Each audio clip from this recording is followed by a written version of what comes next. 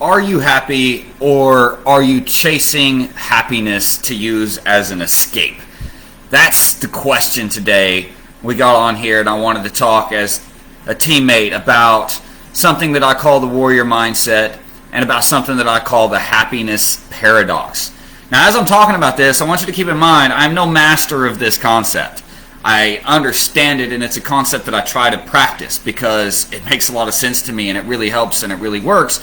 So I thought I would share it with you, though I'm not trying to claim that I am anyhow some kind of master at this. It's actually quite difficult. It's actually a very difficult practice when it comes to this, what I'm going to call the warrior's mindset when it comes to happiness.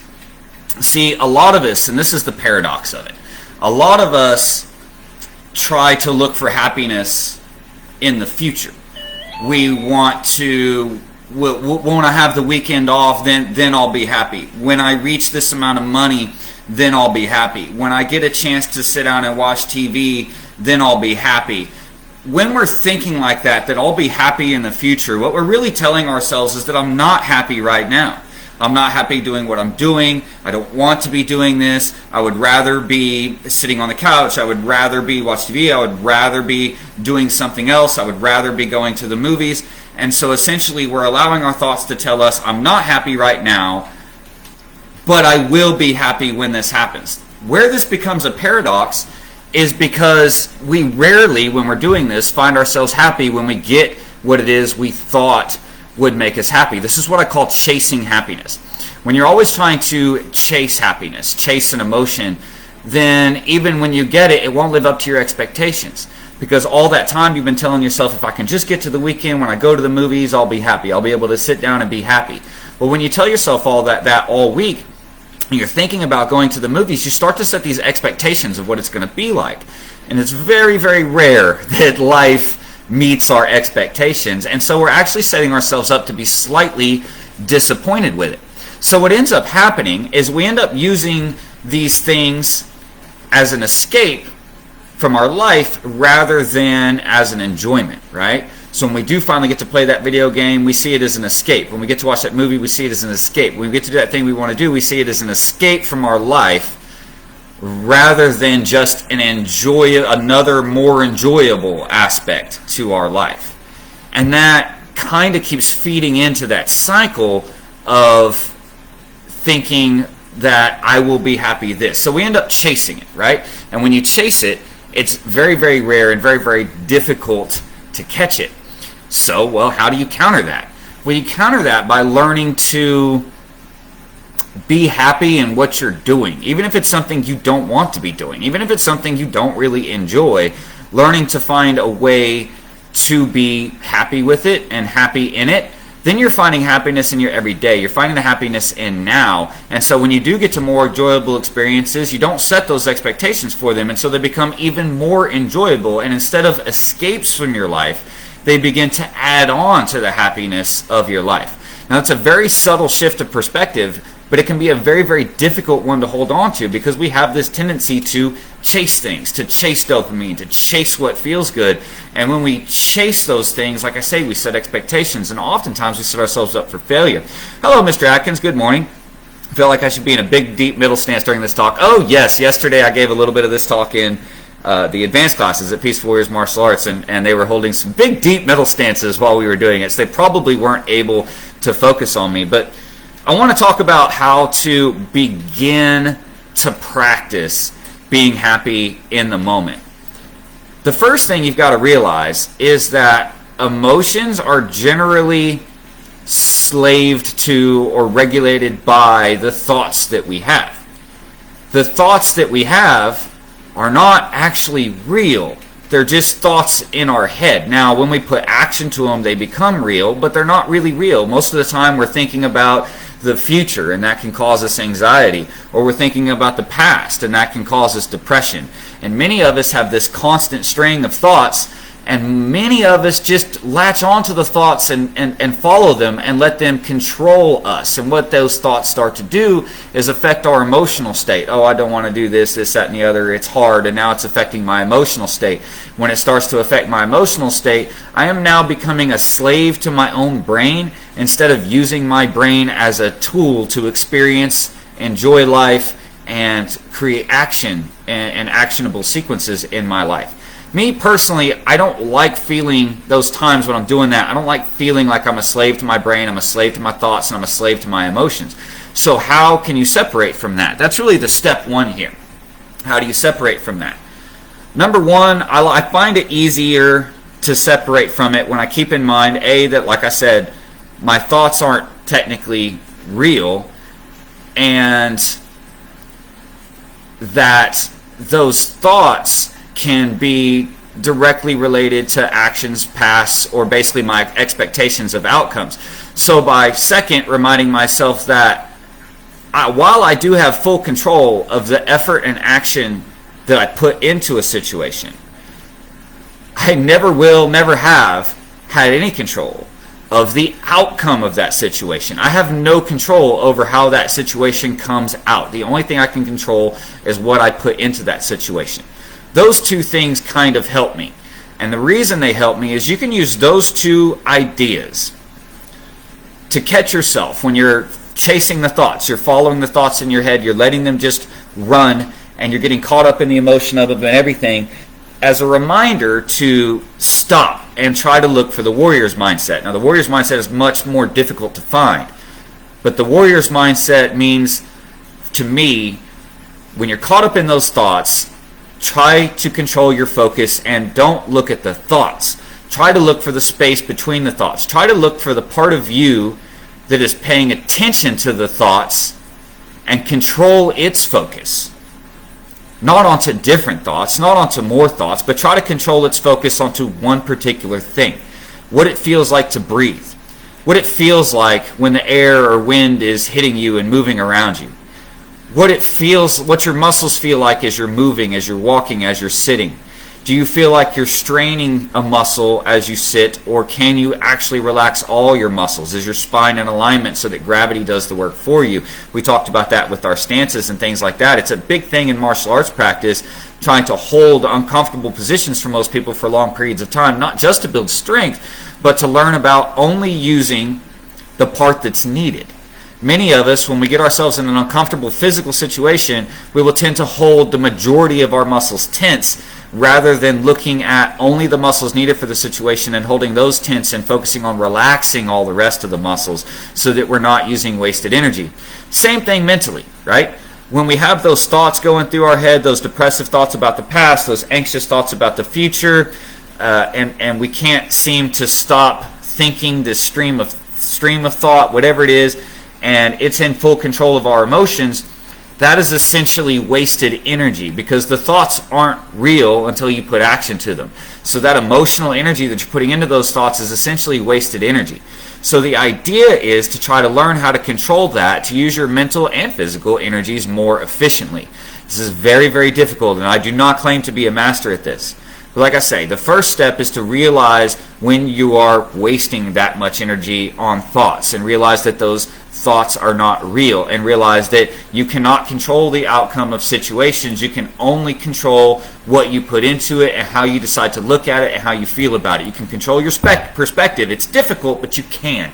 You can control your perspective. You just cannot control the outcome of the situation. But you can control how you look at it. But it's very difficult to do, right? And it starts by learning how to use our mental energy more efficiently. So every time we catch ourselves being pulled through those thoughts and we don't feel like we have control over our thoughts or what they're thinking, and instead it's drawing in our emotions and we're wasting all that energy, is to try to get more efficient, to think about, okay, let's shut this down and let's try to focus on only the energy needed for this moment right here. Not the task at hand, this moment right here. The energy needed just to exist. And that'll help you clear those thoughts. Let them through and let them go, right? Feel the emotions and let them go. Sometimes it can be hard to let them go. It can be hard to let the thoughts go. How do you let the thoughts go? Like I said, you look for the space in between the thoughts. You look for the part of you that is watching the thoughts, and imagine that you're separated from the thoughts. The thoughts are not you. The thoughts are a product of your brain. They are not who you are. And when you can recognize that, then you can learn to separate the part of you that watches the thoughts from the thoughts themselves, which separates the emotional attachment to such thoughts. and makes the energy flow much more efficiently. The mental energy work and flow much more efficiently. This is something that we like to refer to as a small part of the warrior's mindset. In Japanese, there's a term called mushin. The yogis call it satori. The concept is no mind, existing only in the moment that you're in. And how you get there is learning to focus on just the present, not what just happened a half second ago or a year ago, not what's about to happen in a half second or in the next 10 minutes or in the next 2 days, but right now. And once you access that, once you can access it, then you'll start to see the thoughts over the next couple of minutes will fly by the wayside, and the emotional attachments will give way to a more freeing experience of feeling like you are not a slave to the thoughts you are having, but instead you can control the perspective and how you look at them, and then you can reapproach the situation, right? Now, we focus on this in martial arts by first talking about the physical things, learning how to only use the muscles needed when they are needed and no other time. Yes, we work on working out and getting fit and being stronger and things like that, because that also helps this, while at the same time learning how to use our muscles and our physical body more efficiently, right, than we did before. The warrior's mindset is doing the same thing mentally, right? Trying not to waste energy on the things that are not needed. The worry about the 10 different ways that something might come out is easy to get sucked into, but it's not necessarily needed, because you have to remember that you cannot control the outcome of the situation. The only thing that you can control is what you put into it. And by trying to see, here's the thing about humans, and this is where I call it the happiness paradox. Human consciousness has this ability to do something that they believe most animals don't really have the ability to do, which is to make relatively accurate guesses as to what may happen in the future based on what has happened in the past. The problem is we can get too locked into trying to guess at these things that can happen in the future, and we can get, we'll call it action paralyzed or decision paralysis, where we see these different ways, but we can be unsure of what action exactly it is or what effort exactly it is that we want to put into it, because we have a difficult time sometimes comparing the outcome to the action, even though that's what our brain is capable of, so it tries to do. But this is where we can take a page out of the book of babies, right? Or out of the book of animals, like a cat or something like that, where it just lives moment to moment, and try to remember that we can't control the outcome. The only thing we can control is what we put into it. So let's focus on what we're going to put into it rather than the potential outcomes.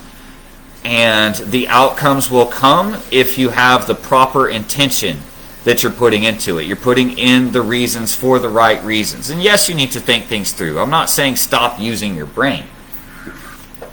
What I'm saying is stop letting your brain use you. Start using your brain as a tool rather than letting it control you. Now, I know this is very, very difficult. I've been 10 years unmedicated. Depression, anxiety disorders, chemical imbalances that have shown in brain scans, things along those lines. And yet at the same time, I can tell you straight up that when I remember to do this and I try to practice it, I can't always get it, right? Sometimes I try to practice it and find that present moment space that separates me from my thoughts, that allows me to look at them far more objectively. Sometimes I fail at that, and then I start feeling bad, like somehow I'm inadequate, right? And this is something I was talking about last night in classes when it came to integrity. Integrity is our word of the week. I talked about when we feel like we don't live up to our own expectations, or we don't feel like we keep a promise to ourselves, we'll tend to feel some sort of negative emotion, whether it's depression, inadequacy, sadness, guilt. All those things are negative emotions. So another thing that we have to try to remember is to try not to live to expectations. Try not to live to anyone's expectations, not even your own. Try not to meet anyone's expectations. Try instead to focus on what you're putting in right now and put in the absolute best that your knowledge can do, the absolute best that you have right now, and stop concerning yourself about the outcome, because the outcome, worried about the outcome, that's wasted energy, that's wasted thought processes, right? And if we get too caught up in these thought processes of what if, this, that, blah, blah, blah, then we're going to be just caught chasing the worry, right? And then our brain, our emotions come across to go along with our thoughts, and therefore our brain and our body start to use us as if we're some kind of robot. Me, myself, I don't like to think of myself as some kind of robot, but it's truly what we are. Look at statistics.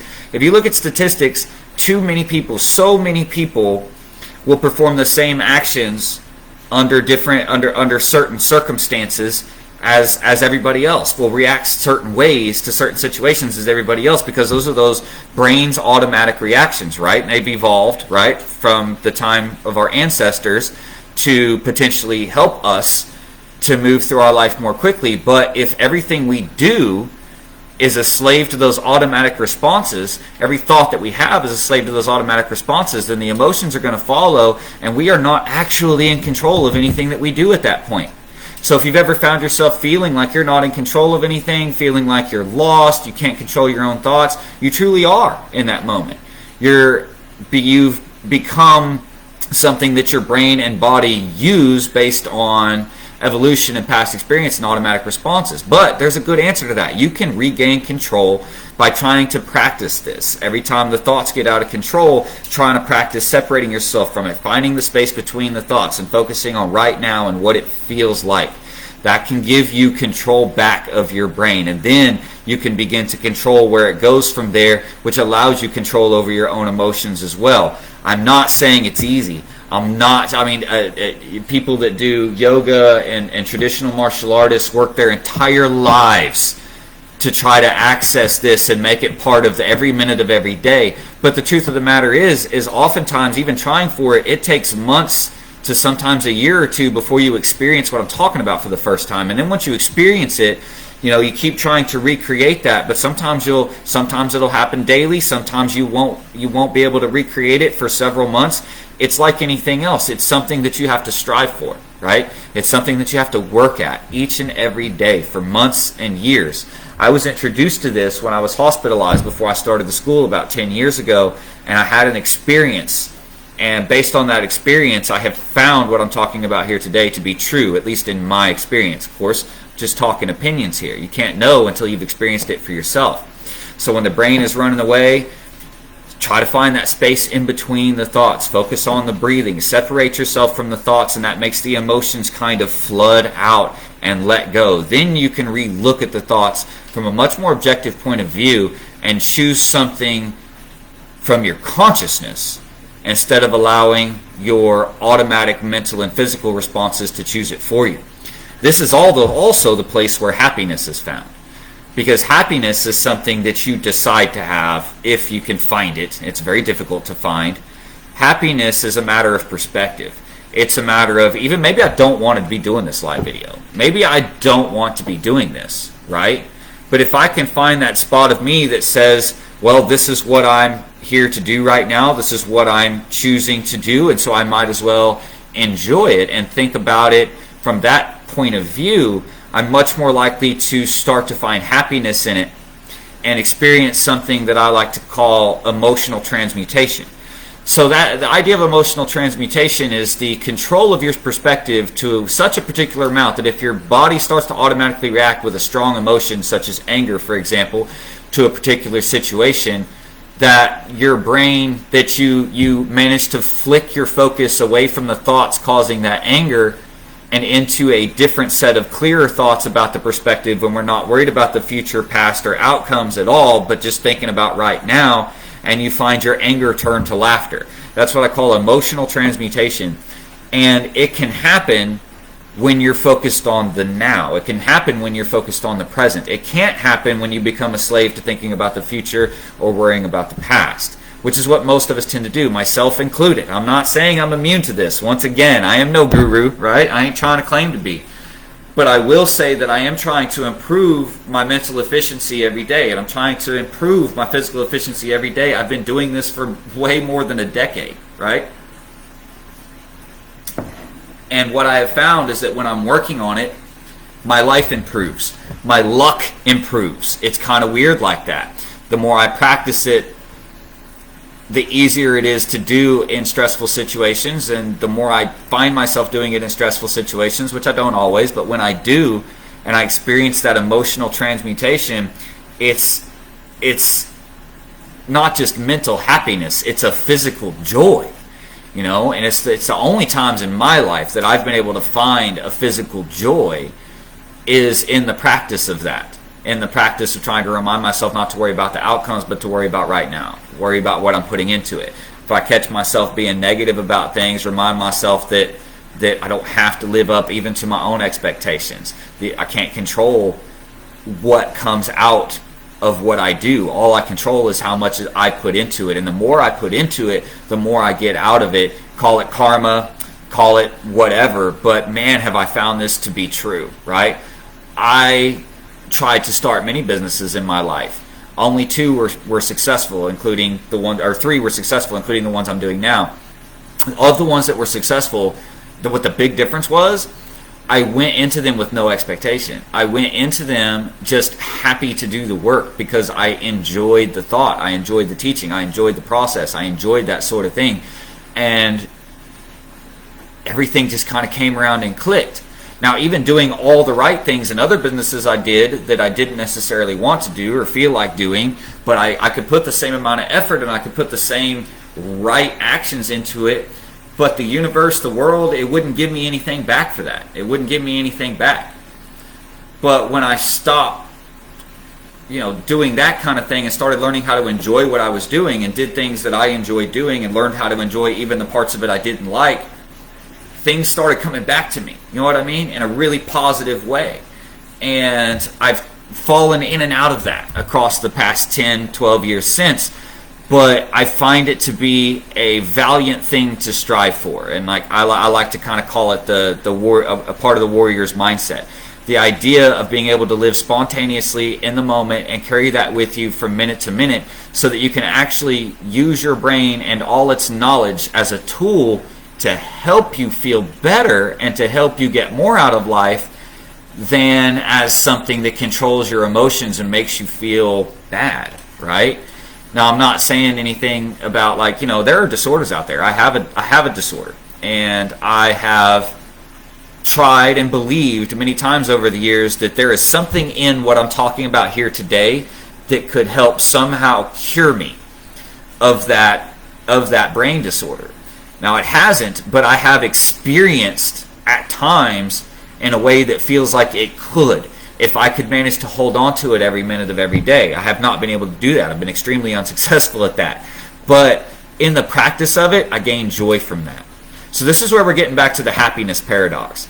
If you're always trying to look at, well, when I get off this weekend, I'll get to do this, this, and this and be happy, then you're telling yourself you're not going to be happy right now, and that leads to a pretty sad life. And then you don't enjoy the things that you set aside to enjoy as much because you find yourself using them as escapes from your day-to-day life, meaning that you hold certain expectations. The worse you feel your life is, the higher your expectation is for your enjoyment of the thing you're looking forward to. And the higher that expectation is, the less likely it is to come out to that expectation, and the less likely you are to be as satisfied with it as you thought you would be. This is the danger of chasing happiness, and because then you end up using those moments not as a moment to enjoy, but rather as a, how do I put this? You end up not using those but rather as an escape from your everyday life. But with the warrior mindset, if you can learn how to find enjoyment in each moment of every day, even if that moment stinks, even if that moment is bad, if you can learn to find the humor in it, right? The irony, the whatever it is, and just go, well, I can't control the outcome. Well, there's what it happens. I guess that's just what it is. Then you've really made it. I mean, I've talked before about when I was hospitalized and nearly died 10 or 11 years ago. Part of that was I don't know what to call it, hallucinations, delusions, because it happens sometimes when your brain is starting to shut down and is sending you all kinds of warning signals. You'll sometimes have delusions. It's the same thing that happens with a really bad fever sometimes, right? So I had that, but what I noticed about those delusions, whatever you want to call them, and I still remember it to this day, is that no matter how bad a situation was, I found it amusing. I found it amusing in a strange sort of way, and that's what I've been later calling, emotional transmutation, where I'd find myself in a bad situation or in pain, and then just go, well, I guess that's what it is. That's how it added out. I put the actions in, and this is where I ended up, and I'd be able to laugh about it. And there's a part of me, weirdly enough, I know those were kind of fever dream delusions, but there's a part of me that has been chasing that ever since, right? That's been trying to find that and keep reconnecting with it and bring it into my everyday life, because what I found is letting go to that extent allows you to experience pure joy for as long as you're connected to that space between the thoughts, and as long as you're separated from the thoughts and using your brain as a tool instead of letting the brain use you, right? I've said that to many people in the past. I used to say that when we first started the school a lot. Haven't said it in years, but I used to say, do you want to control your brain, or do you want to let your brain control you? People used to look at me really, really crazy, but this is what I mean by that. This is exactly what I mean by that. So many times we think that we are our own thoughts, that the thoughts we are having are us, that those thoughts are our consciousness, but not necessarily. That's our brain firing, trying to throw up whatever it thinks is useful information for the situation we're in now, for our conscious selves to choose what we think is going to be helpful. But a lot of us don't choose. A lot of us just latch on to what's there and let it ride with no sense of focus or control or self-control over it, right? So this is what they talk about when they talk about traditional martial arts, like what we do, and why it is so important to master the aspect of focus, both physical focus and mental focus. Because it's through focus that you can learn to change your perspective.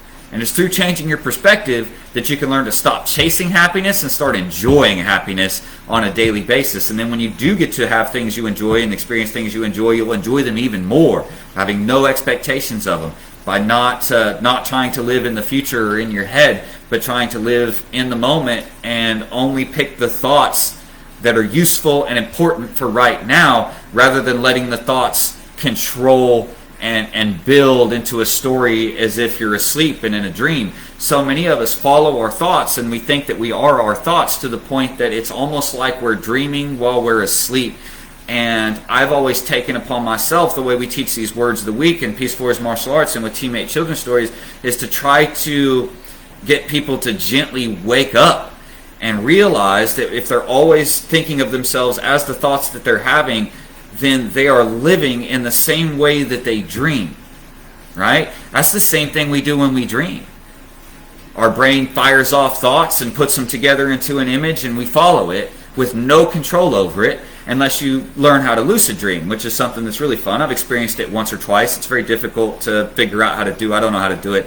I just know I've had it happen a few times, where you'll be dreaming and you have no control over it, and suddenly you realize you're dreaming, but you don't wake up, and you realize that you can start making different decisions from the way you were going to do, and you separate yourself from the dream, and you become the watcher instead of the experiencer at everything that happens in the dream. And this is known as lucid dreaming. It's quite an interesting experience. I don't know if any of you guys have ever experienced that. Comment if you've ever experienced that. I've always found it intriguing. But I like to bring that as the analogy to what I'm talking about in everyday waking life as well. If we're always becoming a slave to those thoughts, then what we're really doing is the same thing that we do when we dream. We're letting go. We're letting go of control. If we can learn to recognize that we're dreaming, recognize that we're stuck in those thoughts, and learn to separate from those thoughts, and learn to watch them and make our own decisions without letting the thoughts always control our decisions and control who we are and control our emotions, then that's what I mean when I say waking up. We're starting to wake up to who we really are, instead of just going through the robotic motions we've learned since we were children. Waking up to who we can truly be, instead of just following the plan of the subconscious brain keeps throwing out at us, which is pretty sporadic and could end up being anything. It could end up being a decent dream, could end up being a nightmare, could end up being crazy. Instead, take control of it. And once you take control of it, you can learn to control your dream in a dream. And in real life, it's the same way. Once you take control of it, you can learn to exercise a far larger control over your life than you ever thought you could have. But you have to stop worrying about expectations. You have to stop worrying about outcomes. You have to stop worrying about the past. You have to stop becoming a slave to the train of thought itself and learn to separate yourself from the train of thought. Become its watcher. Don't experience the train of thought. Watch the train of thought. If we experience the train of thought, it now controls our emotions and it controls every action that we take. If we learn to watch the train of thought, it separates from the emotions and we can actually pick and choose the thoughts and pick and choose the actions we want to take. And that is where we find out who we really are. That's what I wanted to talk about today. Brittany says it can be very difficult to realize that you should only worry about the things you can handle right now. That's it. It's extremely hard. Sometimes our brains are really mean and we should not pay attention to them. That's true. Actually, when I got hospitalized from those fever dreams and all of that, I remember sitting there kind of just half delirious, and I remember someone sitting there with me, and I was thinking of all the things that led me to that hospital bed and thinking, wow, those things didn't work out so well. I ended up in a hospital bed, handcuffed down, and then I realized, and that was a realization that came to me, and I started laughing, and there was someone in the room, and they said, what are you laughing about? And I said, well, I'm laughing because I'm just now realizing how mean we can be to ourselves. Like, it's amazing how many terrible things we will put ourselves through without even realizing that that's exactly what we're doing, without ever taking control of it. And that person just kind of gave me a weird eye and went on about their day. But that has stayed with me. That is something that has stayed with me since that hospitalization. It is amazing. It is amazing how mean we can end up being to ourselves. Anyway, I've begun repeating myself a little bit, and I'm sure I've already lost off most of our listeners. If you're still on here, I'd love to see a thumbs up or a hi or whatever, and let me know if you think this should be in the next Teammate Talks episode. Check out our podcasts anywhere you can find your podcasts, except for iTunes. iTunes is still working on ours, though by the time this is a podcast, it should be up, right? And make sure you check out Teammate Children's Stories as well. We've got a new book coming out this fall. We're working on it. I hope it doesn't get put off, but hopefully we'll have it released in time for Christmas, and all kinds of cool stuff in there and cool stories in there to help bring about good conversations with our children about different morals and even help ourselves understand them a little bit better. I know even as an adult, when I go to most adults and I say define respect, define discipline, define integrity, it can be very difficult to answer for many of them. And so that's what we study, right? That's a big part of what we study at Peaceful Warriors Martial Arts and through Teammate Children's Stories, because in the study of that, we can learn who we truly are and slowly learn to take control of this instead of letting this control us. While at the same time, we're learning how to focus that control on our muscles. We learn how to make our muscles more efficiently, and then we take those same lessons in the advanced strengths and learn how to make our brains work more efficiently, learn how to make our emotions work more efficiently for us instead of being slaves to them. So until I see you guys again, be the best teammates you can be, and be the best at being you.